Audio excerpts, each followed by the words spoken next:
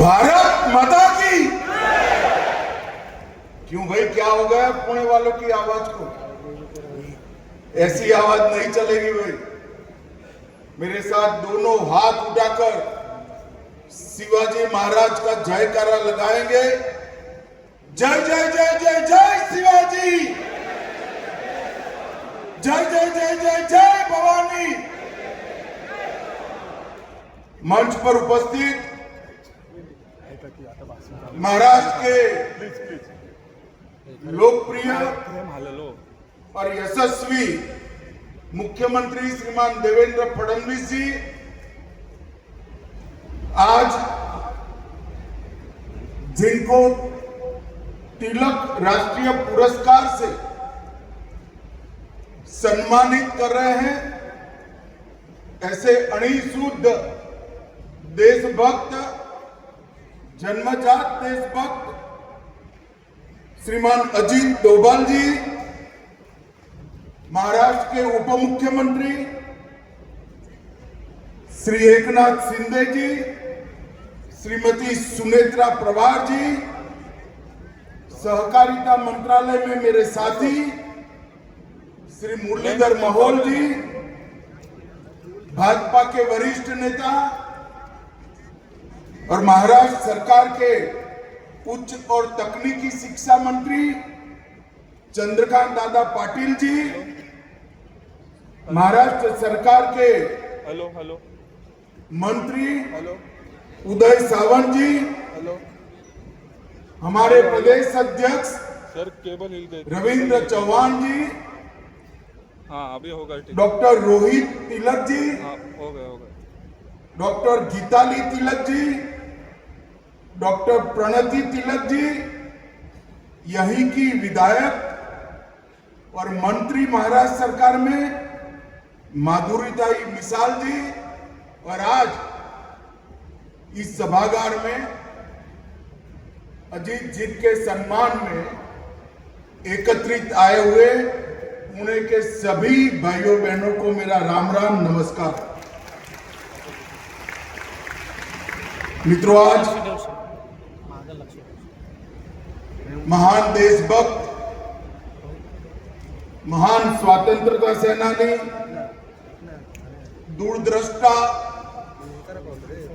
और एक प्रखर पत्रकार लोकमान्य बाल गंगाधर तिलक जी की 106वीं पुण्यतिथि। मैं बड़े मन से तिलक महाराज के जीवन को, उनके सिद्धांतों को और देश की आजादी और देश का रास्ता प्रशस्त करने के लिए उनके योगदान को मनपूर्वक प्रणाम कर स्मरण करता हूं। आज अन्ना भाऊ साठे जी का भी जन्मदिन है। अन्ना भाऊ जिस परिस्थिति में पैदा हुए, समाज के जिस वर्ग में पैदा हुए, मातंग समाज से पैदा होकर बहुत अल्प काल का शिक्षा प्राप्त कर अपने आप, कोई व्यक्ति कैसे अपने आप को शिक्षित करता है, इसका अगर पूरे भारत में उदाहरण ढूंढना है तो अन्ना भाऊ साठे जी एकमात्र उदाहरण। वो स्वयं विद्यार्थी भी थे, वो स्वयं शिक्षक भी थे, और फिर भी न केवल मातंग समाज, न केवल दलित समाज, समग्र समाज के एक महान समाज सुधारक बनकर वो उभरे। वो लोग कवि भी बने, वो क्रांतिकारी विचारों से अपने साहित्य का सृजन भी करे, और वो मराठी साहित्य जगत में साहित्य रत्न और लोक शाहीर भी कहलाए गए।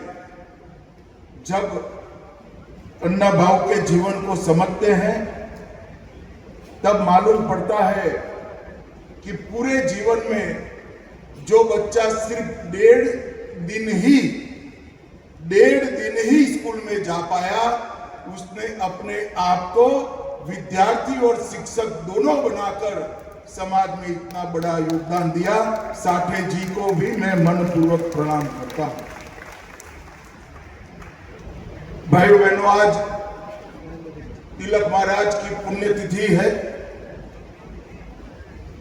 कोई एक व्यक्ति के जीवन पर जब पुस्तक लिखना होता है तो उसके बहुत सारे चैप्टर होते, प्रकरण होते। उनके जीवन में उन्होंने जिस जिस विषय पर योगदान दिया है, जो जो घटनाएं घटी, वो चैप्टर में रेखांकित की जाती है। मगर तिलक महाराज पर अगर पुस्तक लिखना है तो चैप्टरों से ही पूरा पुस्तक भर जाएगा। इतना बड़ा योगदान तिलक महाराज का भारत के स्वतंत्र संग्राम में। तिलक महाराज स्वतंत्र संग्राम को एक नई दिशा में, एक नया अर्थ देने के लिए उन्होंने एक महान उद्घोषणा की, स्वराज मेरा जन्मसिद्ध अधिकार। इस देश की जनता को स्वराज कोई दे नहीं सकता। इस देश की जनता का यह अधिकार है और उसको हम प्राप्त कर रहे हैं। पुनेरी पगड़ी पहनकर जब वो गौरव के साथ वो बात बोले होंगे, मैं कई बार आंख बंद कर सोचता हूं कैसा दैदीप्यमान वो पल होगा जब उन्होंने अमर वाक्य घोषित किया। यही भूमि से शिवाजी महाराज ने स्वराज की घोषणा की थी। उस वक्त उन्होंने कहा था, स्वराज मतलब शासन नहीं, सिर्फ शासन नहीं, स्वराज मतलब हमारा शासन, हमारी भाषा, हमारी संस्कृति और हमारा धर्म, ये जब प्रस्थापित होता है तब ही पूर्ण स्वराज की प्राप्ति होती है। और तिलक महाराज ने भी अपने जीवन में स्वराज के आंदोलन के साथ, स्वतंत्रता के आंदोलन के साथ जनता को जोड़ने का काम किया। और उन्होंने स्वतंत्रता आंदोलन में एक नए प्रकार के राष्ट्रवाद का जन्म दिया, सांस्कृतिक राष्ट्रवाद। राष्ट्रवादी कई लोग हैं, मगर तिलक महाराज ने जब गणपति उत्सव और शिवाजी महोत्सव शुरू किया, उन्होंने राष्ट्रवाद को देखते देखते सांस्कृतिक राष्ट्रवाद में बदलने का काम किया। उन्होंने आने वाले दिनों में देश के चलने की दिशा भी तय कर दी और कहा कि ये देश जब भी आजाद होगा इस रास्ते पर चलेगा। और वो व्यक्ति की दूरंदेशी देखिए, आज देश सांस्कृतिक राष्ट्रवाद के रास्ते पर चल गया है, चल पड़ा है। अब उसको कोई वापस नहीं ला सकता। देश यही रास्ते पर चलता है। तिलक महाराज एक शिक्षक थे, शिक्षा में राष्ट्रीय शिक्षा के आग्रही थे, प्रखर पत्रकार थे।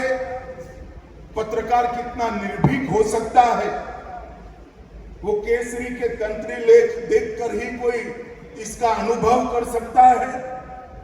और एक बहुत बड़े चिंतक के रूप में उन्होंने भारत की आत्मा की अभिव्यक्ति दुनिया के सामने करने का काम तिलक महाराज ने करोड़ों लोगों के हृदय के अंदर स्वराज का मंत्र प्रज्वलित किया।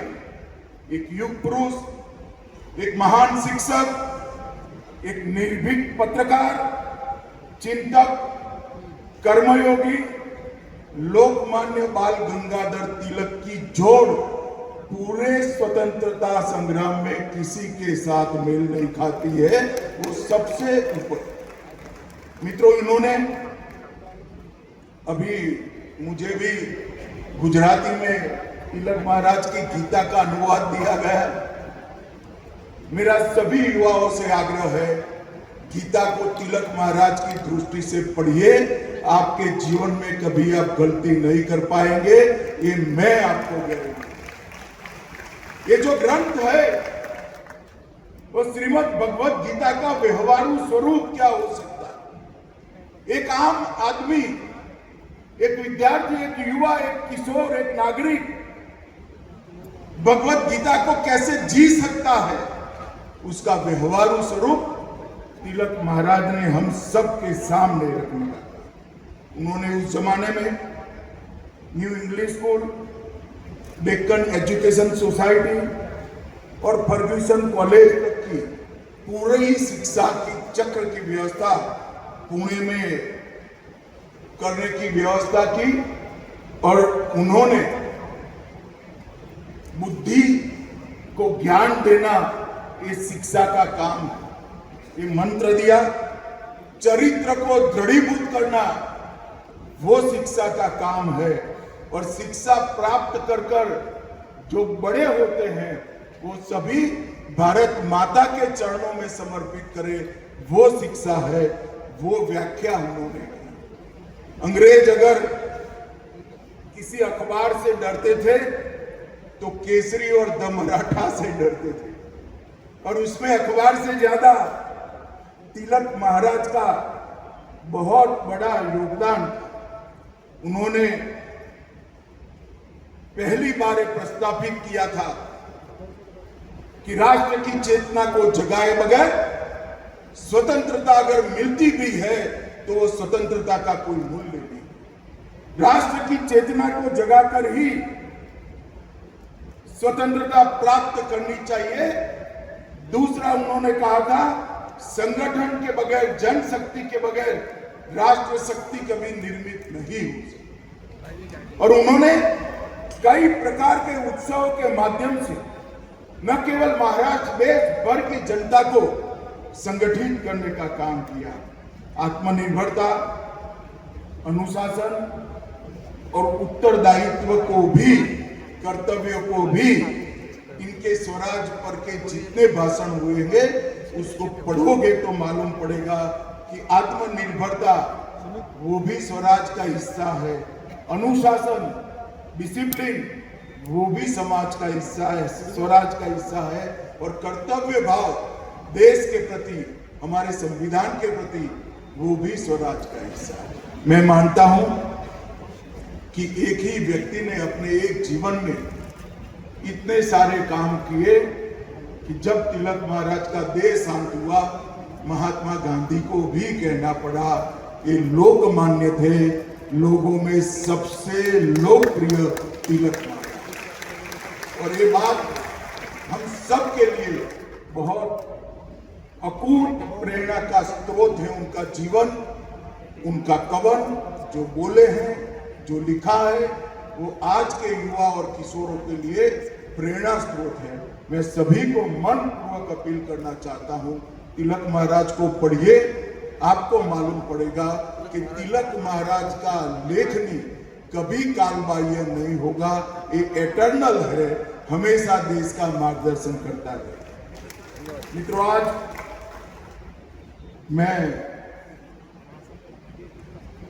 लोकमान्य तिलक राष्ट्रीय पुरस्कार अभी श्रीमान अजीत डोभाल जी को दिया गया, वो देने के लिए आया। मैं तिलक स्मारक ट्रस्ट का हृदय से धन्यवाद देना चाहता हूं कि अजीत डोभाल जी को पुरस्कार देने के लिए उन्होंने मुझे बुलाया और मुझे मौका दिया। मित्रों, हमारे समाज जीवन में पुरस्कार को तमका मानते, पुरस्कार तमका नहीं। पुरस्कार एक लोगों को प्रेरणा देने का और लोगों के, बड़े लोगों के काम को एक्नॉलेज करने की एक पद्धति है। कोई व्यक्ति जब समाज के किसी भी क्षेत्र में बहुत बड़ा काम करता है तब वो व्यक्ति नहीं रहता, वो इससे आगे कई गुना आगे निकल जाता है। और समाज का दायित्व है, उत्तरदायित्व है कि ऐसी व्यक्तियों का सम्मान, ऐसी व्यक्तियों का जब सम्मान होता है तब समाज के कृतज्ञ भाव का तो एक प्रकार से निर्वहन होता ही है, क्योंकि जिन्होंने पूरा जीवन समाज के लिए दिया उनको पुरस्कृत करना वो समाज का उत्तरदायित्व है। परंतु इसके साथ साथ ऐसे व्यक्तित्व के तरह जीने का भी कई सारे लोगों को प्रेरणा मिलता है जो इस परंपरा को निरंतर करता है। और मैं मानता हूं कि आज तिलक पुरस्कार जो अजीत डोभाल जी ने को मिला है, इस देश के लिए जीने वाले, इस देश के लिए काम करने वाले हर क्षेत्र के नागरिकों के लिए एक बहुत बड़ा प्रेरणा का स्थान बनेगा। इसमें मेरे मन में कोई संशय नहीं। मैं फिर से एक बार अजीत जी को पुरस्कार देने के लिए और पुरस्कार देने के लिए मुझे बुलाने के लिए तिलक स्मारक ट्रस्ट का हृदयपूर्वक धन्यवाद करना चाहता हूं। मित्रों, मैं गुजरात में गृह मंत्री था तब से अजीत डोभाल जी को जानता हूं। हमारे यहाँ एक सीरियल बॉम्ब ब्लास्ट हुआ था, मेरा अजीत जी से कोई परिचय नहीं था। मुझे नरेंद्र मोदी जी ने उस वक्त गुजरात के मुख्यमंत्री थे, उन्होंने कहा था कि सिर्फ ये बॉम्ब ब्लास्ट नहीं, बॉम्ब ब्लास्ट के पीछे जो लोग हैं और देश भर में जितने बॉम्ब ब्लास्ट हुए हैं उसकी जांच गुजरात पुलिस ने करनी चाहिए और आप अजीत डोभाल जी को बुलाइए और उनके साथ आपके अफसरों के साथ बैठकर चर्चा करें। मुझे याद है मेरे घर पर अजीत जी आए थे, दोपहर का वक्त था और उन्होंने जो टिप्स दी थी इसका परिणाम ये था कि न केवल अहमदाबाद बॉम्ब ब्लास्ट, देश भर के 13 बॉम्ब ब्लास्ट एक साथ गुजरात पुलिस ने रिजॉल्व किए थे। एक बहुत बड़ी उपलब्धि। जब मोदी जी 2014 में प्रधानमंत्री बने, उन्होंने सबसे पहला अपॉइंटमेंट प्रधानमंत्री नाते किया था तो प्रिंसिपल सेक्रेटरी का नहीं किया था, अजीत डोभाल जी के एनएसए के रूप में चयन करने का। और मोदी जी के कालखंड का जब भी इतिहास लिखा जाएगा, आंतरिक सुरक्षा और बाहरी सुरक्षा की कोई मीमांसा करेगा तो स्पष्ट रूप से अजीत डोभाल जी के लिए उसको एक स्वर्णिम पृष्ठ रिजर्व रखना पड़ेगा, इसमें किसी को संदेह नहीं। मोदी जी गुजरात में थे तब से चर्चा करते थे कि इस देश की विदेश नीति में रीढ़ की हड्डी का अभाव दिखाई पड़ता है। जब वो प्रधानमंत्री बने, मैंने पहले पार्टी के अध्यक्ष के रूप में और इनके कैबिनेट के साथी के रूप में बारीकी से देखा है। आज भारत की विदेश नीति रीढ़ की हड्डी वाली विदेश नीति बनी है, इसमें कोई निर्णय नहीं। हमने सम्मान के साथ दुनिया में हमारा स्थान मजबूत किया है और मोदी सरकार ने ये जो अचीव किया है उसमें भी अजीत डोभाल जी का बहुत बड़ा योगदान है। मित्रों, एक युवा अधिकारी गढ़वाल से आकर 72 में 68 में आईपीएस बनता है। शुरुआती करियर में ही केरल की इनकी कैडर छोड़कर आईबीएसन पर आना और फिर 72 से लेकर जब डीआईबी बने तब तक सतत आईबी के ऑफिसर के रूप में हर चुनौती जो देश के सामने आई उसके लिए इनको ही डीआईबी जो उस वक्त के थे उन्होंने नियुक्त किया। पूर्वोत्तर, सिक्किम, जम्मू कश्मीर, पंजाब, पाकिस्तान में रहकर कई जगह पर इन्होंने एक अद्भुत योगदान देने का काम किया है, जिसका चित्रांकन और जिसका मूल्यांकन संभव ही नहीं, क्योंकि आईबी के जो अफसर करते हैं, जो उनकी ड्यूटी निभाते हैं, वो कभी पूर्ण रूप से घोषित नहीं हुए। पाकिस्तान में भी अजीत डोभाल जी ने 6 साल तक काम किया और बड़े क्रुशियल समय में काम किया। उसके बाद आईबी में उनको ऑपरेशन विंग में नियुक्त किया गया और मैं गृह मंत्री के नाते कह सकता हूं, मल्टी एजेंसी सेंटर देश की आंतरिक सुरक्षा की रीढ़ की हड्डी आज बना है। मोदी जी के आने के बाद 19 के बाद हमने उसको पूरी तरह से पुनर्जीवित भी किया है और एक नया अवतार भी आज के समय के रूप में लाए हैं। परंतु मैक के स्थापक अध्यक्ष अगर कोई था तो अजीत डोभाल जी थे। उन्होंने ही मैक की नींव मजबूत नींव रखने का काम किया। 2004 में डीआईबी बने और डीआईबी बनने के बाद 2005 में वो सेवानिवृत्त। मित्रों, उसके बाद भी विवेकानंद इंटरनेशनल फाउंडेशन के माध्यम से भारत की विदेश नीति, भारत की आंतरिक सुरक्षा और भारत की बाहरी सुरक्षा ये सुनिश्चित करने के लिए लगातार वो अनेक सालों तक काम किया। 2005 से 14 का विवेकानंद इंटरनेशनल फाउंडेशन के अध्यक्ष के रूप में इनका कार्यकाल और वहां पर जो चिंताएं की गई, चर्चाएं की गई, जो निष्कर्ष पर पहुंचा गया, वो निष्कर्ष सारा रिजोल्यूशन में और किताबों में बंद था। मगर 2014 में जब नरेंद्र मोदी जी प्रधानमंत्री बने, अजीत डोभाल जी को उन्होंने एनएसए बनाया और जो भी मंथन हुआ था उसको जमीन पर उतारने का काम किया। अजीत डोभाल जी को हम एनएसए के रूप में जानते हैं, मगर हम नहीं जानते क्योंकि ऐसी चीजों का प्रचार नहीं होता है।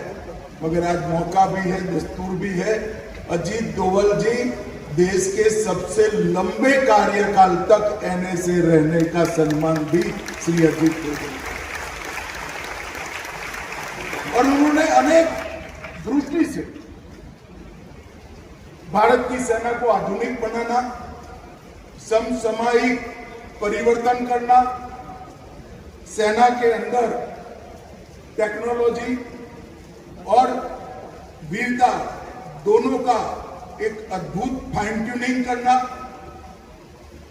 कई प्रकार के बड़े फैसले अजीत जी के कार्यकाल में नरेंद्र मोदी जी ने किए और नरेंद्र मोदी जी के फैसलों के पीछे डोभाल जी का बहुत लंबा अनुभव सिद्ध सलाह भी हुआ और बहुत, मैं एक वाक्य में भी कहना चाहता हूं, हमारी सेना की सुरक्षा क्षमता और आक्रामक क्षमता को आमूल चूर परिवर्तित करने का काम ये 12 साल में नरेंद्र मोदी जी ने किया है और इसमें डोभाल साहब का बहुत बड़ा योगदान है। इसलिए जब मुझे ट्रस्ट का फोन आया कि श्री अजीत डोभाल जी को हमारी कमेटी ने इस वर्ष के तिलक पुरस्कार के लिए चयन किया है, अगर आप आ सकते हैं तो हमें अच्छा लगेगा। मैं कहूँ आपको तो अच्छा लगेगा नहीं लगेगा मुझे मालूम नहीं है, मगर डोभाल साहब को पुरस्कार देते हुए मुझे बहुत अच्छा लगेगा, मैं जरूर आऊंगा। तो मित्रों, आज हमने इस सभागार में बैठकर तिलक महाराज की भूमि पर, शिवाजी महाराज की भूमि पर, पेशवाओं की भूमि पर हमने एक बहुत स्तुत्य काम किया है। एक अणिशुद्ध देशभक्त, एक जन्मजात देशभक्त का सम्मान करने का मैं ईश्वर को प्रार्थना करता हूं और देश भर के कई लोग करते हैं कि अजीत डोभाल जी शतायु हो और लंबे समय पर तक पूर्ण स्वास्थ्य के साथ अपना योगदान देश की सुरक्षा के लिए देते रहे। और मैं फिर से एक बार तिलक स्मारक ट्रस्ट को भी बहुत बहुत धन्यवाद करना चाहता हूं कि इन्होंने एक बहुत स्तुत्य काम किया है कि अजीत डोभाल जी को महान तिलक स्मारक से अवार्ड से आपने पुरस्कृत किया है। इसके लिए हम सब आपका धन्यवाद करते हैं। मेरी बात यहीं समाप्त करता हूं। वंदे मातरम। स्टेशन पर आना और फिर 72 से लेकर जब डीआईबी बने तब तक सतत आईबी के ऑफिसर के रूप में हर चुनौती जो देश के सामने आई उसके लिए इनको ही डीआईबी जो उस वक्त के थे उन्होंने नियुक्त किया। पूर्वोत्तर, सिक्किम, जम्मू कश्मीर, पंजाब, पाकिस्तान में रहकर कई जगह पर इन्होंने एक अद्भुत योगदान देने का काम किया है, जिसका चित्रांकन और जिसका मूल्यांकन संभव ही नहीं। क्योंकि आईबी के जो अफसर करते हैं, जो उनकी ड्यूटी निभाते हैं, वो कभी पूर्ण रूप से घोषित नहीं हुए। पाकिस्तान में भी अजीत डोभाल जी ने 6 साल तक काम किया और बड़े क्रुशियल समय में काम किया। उसके बाद आईबी में उनको ऑपरेशन विंग में नियुक्त किया गया और मैं गृह मंत्री के नाते कह सकता हूं, मल्टी एजेंसी सेंटर देश की आंतरिक सुरक्षा की रीढ़ की हड्डी आज बना है। मोदी जी के आने के बाद 19 के बाद हमने उसको पूरी तरह से पुनर्जीवित भी किया है और नया अवतार भी आज के समय के रूप में लाए हैं। परंतु मैक के स्थापक अध्यक्ष अगर कोई था तो अजीत डोभाल जी थे। उन्होंने ही मैक की नींव मजबूत नींव रखने का काम किया। 2004 में डीआईबी बने और डीआईबी बनने के बाद 2005 में वो सेवानिवृत्त हुए। मित्रों, उसके बाद भी विवेकानंद इंटरनेशनल फाउंडेशन के माध्यम से भारत की विदेश नीति, भारत की आंतरिक सुरक्षा और भारत की बाहरी सुरक्षा ये सुनिश्चित करने के लिए लगातार वो अनेक सालों तक काम करे।